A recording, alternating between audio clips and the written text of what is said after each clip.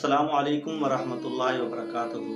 ناظرین، میں ہوں آپ کا ہوسٹ محمد آصر روار سعیدی اور آپ دیکھ رہے ہیں نور ہدایت ارشاد۔ آج ہم بات کریں گے آقا علیہ الصلوۃ والسلام کی غار ثور سے مدینہ منورہ کی طرف ہجرت فرمانا۔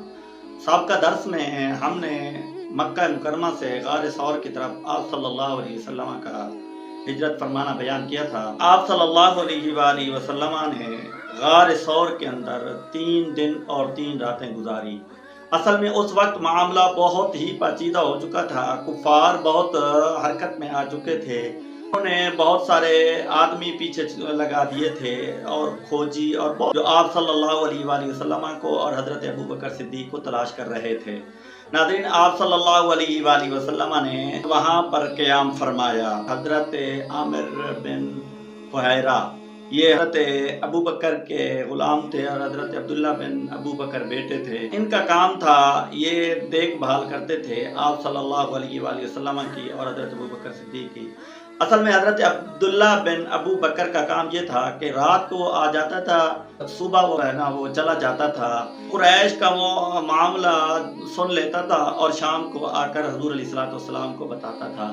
3 دن آپ صلی اللہ علیہ وآلہ وسلم کو وہاں قیام فرمانا پڑا۔ آپ کے حضرت ابوبکر صدیق کا غلام حضرت عامر بن فہیرہ جو تھا وہ آپ صلی اللہ علیہ وسلم کو دودھ پیش کرتا تھا۔ ناظرین، آپ صلی اللہ علیہ وسلم نے 3 دن یہاں گزارے۔ جب معاملہ کفار کا ٹھنڈا ہو گیا تو آپ صلی اللہ علیہ وآلہ وسلم نے یہاں سے مدینہ منورہ کی طرف ہجرت فرمانا چاہیے۔ پھر حضرت ابوبکر کے غلام عبداللہ بن ایریکت اونٹنیوں کو لے کر آئے۔ آپ صلی اللہ علیہ وسلم ایک اونٹنی پر سوار ہوئے، دوسری پر حضرت ابوبکر صدیق رضی اللہ تعالیٰ عنہ سوار ہوئے۔ مختلف راستوں سے ہو کر مدینہ منورہ کی طرف جاتا تھا۔ آپ صلی اللہ علیہ وسلم نے مسلسل 1 رات اور 1 دن سفر فرمایا۔ راستے میں ایک جگہ قیام فرمایا والا ایک پتھر بہت بڑا نظر آیا اور اس کے سائے میں آپ صلی اللہ علیہ وآلہ وسلم نے قیام فرمانا چاہا تو حضرت ابوبکر صدیق نے پہلے اس جگہ کو صاف کیا، اپنی چادر بچھائی، پھر حضور علیہ السلام کو وہاں آرام کے لیے ٹھہرایا۔ آپ صلی اللہ علیہ وآلہ وسلم نے آرام فرمایا اور آپ کے ساتھ حضرت ابوبکر انہوں نے آپ صلی اللہ علیہ وسلم کا پہرا دیا۔ آرام کرنے کے بعد یہاں سے آپ صلی اللہ علیہ وآلہ وسلم روانہ ہوئے۔ راستے میں معبد ایک خاتون کی اس کا خیمہ لگتا تھا، وہ بہت بڑی مہمان نواز تھی، وہ لوگوں کا بہت بڑا خیال کرتی تھی، مہمان نوازی کرتی تھی۔ آپ صلی اللہ علیہ وآلہ وسلم وہاں تشریف لے گئے۔ حضرت ابوبکر صدیق نے ان سے جا کر فرمایا کہ کچھ کھانے پینے کے لیے ہے، ہم مسافر ہیں۔ تو معبد نے عرض کی میرے پاس اس وقت تو کچھ نہیں ہے کھانے پینے کے لیے، بکریاں بھی باہر میرا خاوند چرانے کے لیے گیا ہے، یہاں کوئی چیز بھی موجود نہیں تھی۔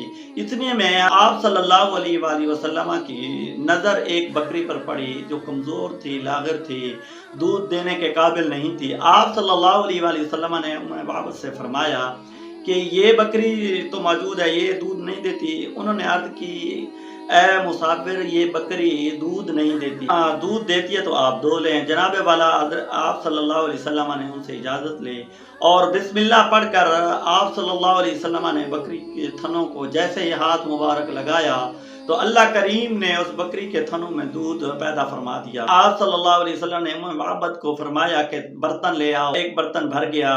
آپ صلی اللہ علیہ وسلم نے فرمایا اسے نوش کرو، معبد نے نوش کیا، پھر آپ صلی اللہ علیہ وسلم نے دوبارہ دعا، پھر آپ صلی اللہ علیہ وسلم نے حضرت ابوبکر اور جو آپ کے ساتھ غلام تھے ان کو پیش کیا، انہوں نے پیا۔ تیسری مرتبہ آپ صلی اللہ علیہ وآلہ وسلم نے دودھ دوہا، آپ صلی اللہ علیہ وآلہ وسلم نے خود نوش فرمایا۔ چوتھی مرتبہ معبد کو حضور نے فرمایا کہ ایک اور برتن لے آؤ، برتن لے آئی۔ آپ صلی اللہ علیہ وسلم نے وہ بھی برتن بھر کر دے دیا۔ ناظرین، پھر آپ صلی اللہ علیہ وسلم سے رخصت لے کر چلے گئے۔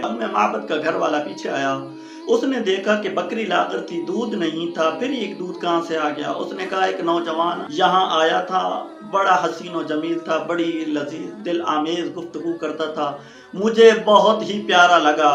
اس نے اس بکری پر ہاتھ پھیرا تو اللہ کے کرم سے اللہ نے اس بکری کے اندر دودھ پیدا کر دیا، اس نے دو کر خود بھی پیا ہے اور ہمیں بھی دے کر گیا ہے۔ مسلسل آپ صلی اللہ علیہ وآلہ وسلم نے سفر فرمایا، 4 دن کے بعد آپ صلی اللہ علیہ وآلہ وسلم ایک مقام حرہ، وہاں پر آپ صلی اللہ علیہ وآلہ وسلم تشریف فرما ہوئے، اور ایک روایت میں یہ بھی آتا ہے کہ آپ صلی اللہ علیہ وآلہ وسلم مقام قباء پر تشریف لے گئے۔ جب انہوں نے دیکھا کہ حضرت ابوبکر صدیق اور آپ صلی اللہ علیہ وسلم ان کے ہاتھ نہیں لگے، تو انہوں نے آپ صلی اللہ علیہ وسلم کو تلاش کرنے کے لیے انعام 100 اونٹ رکھ دیے، جو بھی آپ صلی اللہ علیہ وسلم کو حضرت ابوبکر صدیق کو پکڑ کر لائے گا ان کو 100 اونٹ دیے جائیں گے۔ بہت سارے لوگوں نے آپ صلی اللہ علیہ وسلم کا محاصرہ کیا، پیچھے آئے، لیکن سبھی ناکام ہو گئے۔ سراقہ بن مالک وہ بھی آپ صلی اللہ علیہ وسلم کے پیچھے آیا، مسلمان ہوا۔